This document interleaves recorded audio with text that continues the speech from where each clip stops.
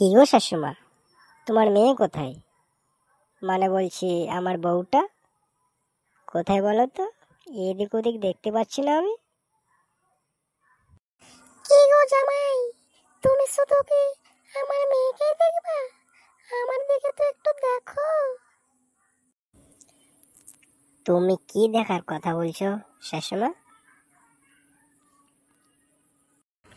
জামাই, তুমি তো জানো তোমার শ্বশুর 5 বছর আগে মারা গেছে।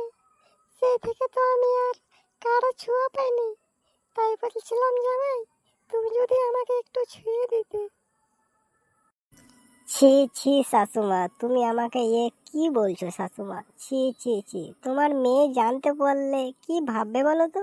ছি ছি শাশুমা, তোমার কাছ থেকে আমি এটা কখনো আশা করিনি। ছি। তাহলে আমি এখন কি করব বল জামাই? আমার তো কারো এখন ছোঁয়া লাগবে, বলো। শাশুমা, তাহলে একটা কাজ করি, চলো বল তোমার বিয়ে দিয়ে দিই। না জামাই না, আমি শুধু বল তোমার ছোঁয়া পেতে চাই।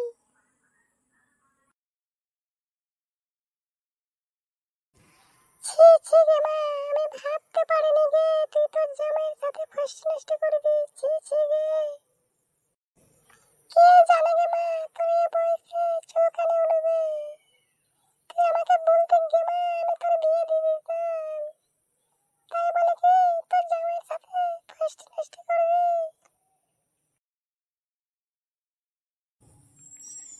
আরে মাগি, তোকে তো আমি বলেছিলাম, তুই আমার কথা বিশ্বাস করিসনি।